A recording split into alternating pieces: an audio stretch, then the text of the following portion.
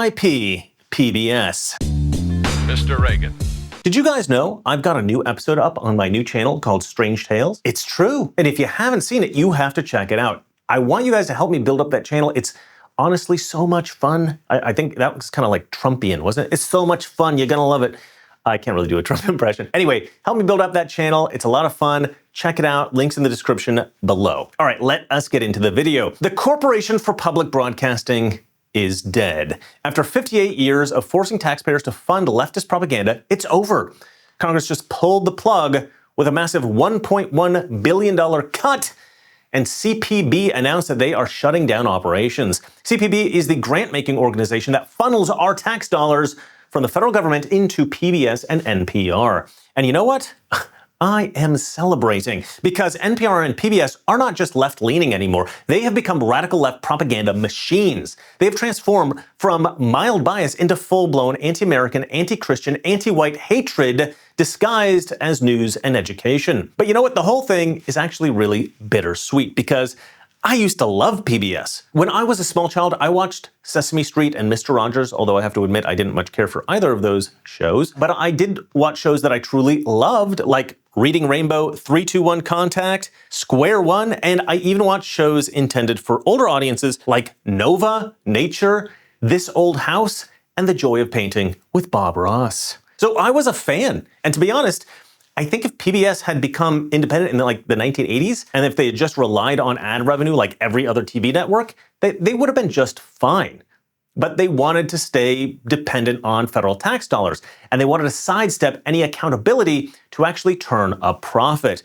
And this, I think, was their downfall. Because when you have zero accountability, narcissistic leftists will always redirect every kind of art, education, or entertainment into a radical left propaganda engine. Think about this for one moment. A 2023 study found that the PBS show NewsHour gave 85% negative coverage to congressional Republicans versus 54% positive coverage for Democrats. That's not journalism, that's activism. NPR has become so left-wing that they've actually abandoned the concept of telling the truth altogether. But one of the most significant differences, critical for moving from polarization to productivity, is that the Wikipedians who write these articles aren't actually focused on finding the truth.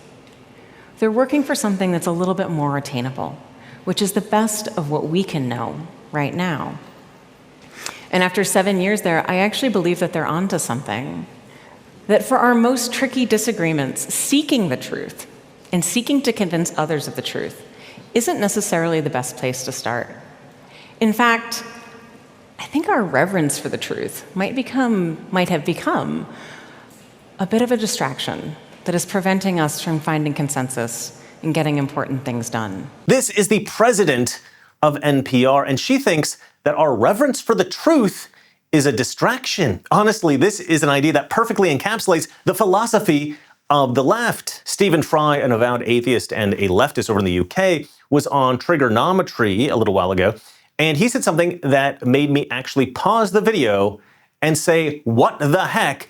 out loud, except I didn't use the word heck. He said that leftists have become more interested in being right than being effective. That is, they're more interested in the truth than promoting themselves. And I was just like, what is this guy smoking? This is literally the opposite of reality. Listen to this woman. Listen to the president of NPR. This is not a random lefty, guys. She's the president of NPR, and she's telling you that Wikipedia editors are no longer interested in the truth, and this is the best way forward, and that the truth is a distraction from consensus, because consensus is so much better than truth. The New York Times produced an article in January of 2022 that discouraged people from doing their own research on politics or science. The Washington Post, rather recently, in January of 2024, published an article titled, "Doing Your Own Research is a Good Way to End Up Being Wrong." And in fact, I did a little bit of a check using Grok, and between 2022 and 2024, I found at least 10 articles discouraging Americans to do their own research. Just trust the leftists. We'll tell you what to believe. And this is what the head of NPR wants you to do, whilst justifying lying to you. Don't do your own research, just listen to us. But the truth is a distraction, so we'll just tell you what we want you to believe. Naturally, Americans aren't totally thrilled with this idea. A Pew survey from March found that only 24% of Americans supported keeping funding for public broadcasting.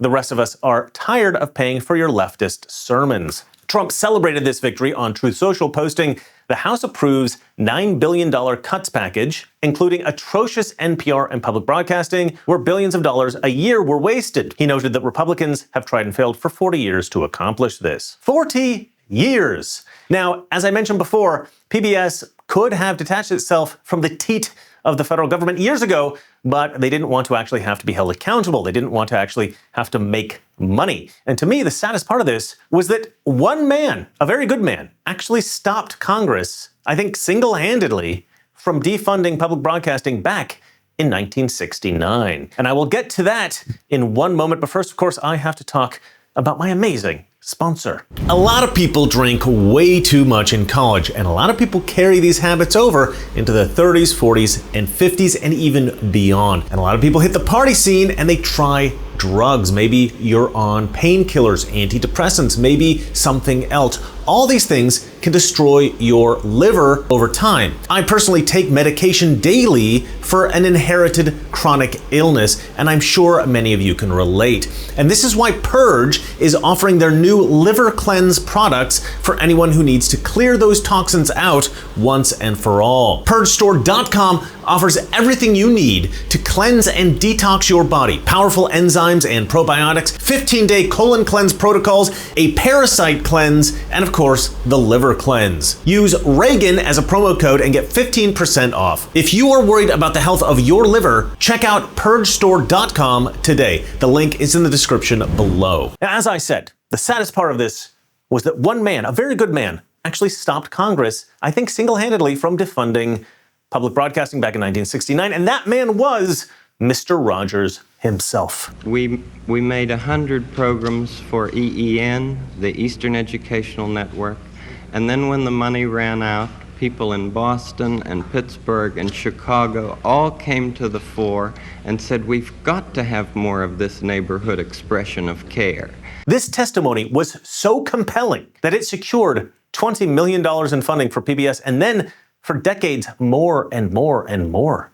And what really kills me about this situation here is that he was a good man, but he had no idea that he was fighting for the US government to entrench support for left-wing political propaganda for decades. Fred Rogers was a deeply religious man, and if he had known that the money was going to be spent for this, I strongly suspect that he would have never gone to Congress in the first place. Over the past 25 years, the left has become a radicalized political religion. They have actively worked to reduce American dominance. They propagandize against traditional Christian European values. They hate everything that built Western civilization. In short, the left is evil. And NPR and PBS, they have been the left's propaganda arm. And now that propaganda machine is dying. And what's funny is that some people on the left are really freaking out about this.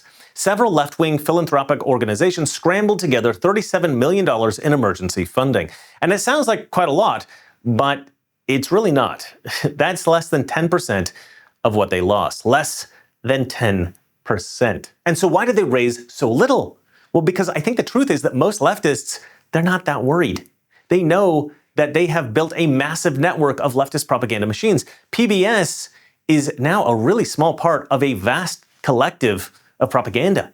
They've got behemoths like Netflix, Disney, Hulu, Amazon Prime Video, Paramount Plus, Apple TV, Google, YouTube, Facebook, Instagram, ABC, CBS, NBC, MSNBC, CNN, HBO, The New York Times, The Washington Post, Apple News, and just about every other media company in America and Europe for either news or entertainment. Oh, and let's not forget the entirety of academia. So yeah, I think that they can lose PBS and NPR.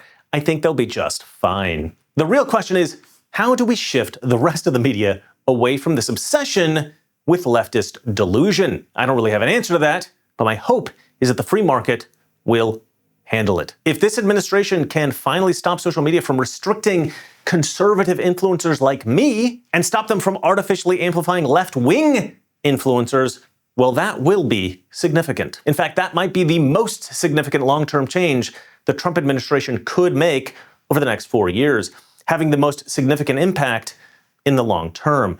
The sad thing about this story is that PBS and NPR will probably survive this. They just will need to sell more ads. The hardcore fans will keep it going. But it's nice to know that we're not paying for leftist propaganda anymore. Not one more penny from hardworking Americans who love this country. It's a little thing, but a win is a win. And this should have been done decades ago. And just like a million other little things that our politicians have fallen short on, it's finally getting done under Donald Trump. This is what winning looks like. Now, before I go, remember to check out the new episode that I posted on Strange Tales. Please help me build that channel up. I promise you're going to love it. So check that out, share it with your friends, all that stuff. Link is in the description below. That's it for me. Let me know what you guys think in the comment section. Remember, it's not that all liberal friends are ignorant. It's just they know so much that is not so. Good night. We're at war with the most dangerous enemy that has ever faced mankind in his long climb from the swamp to the stars. And it's been said if we lose that war, and in so doing lose this way of freedom of ours, history will record with the greatest astonishment that those who had the most to lose did the least to prevent its happening. If we lose freedom here, there's no place to escape to. This is the last stand on earth.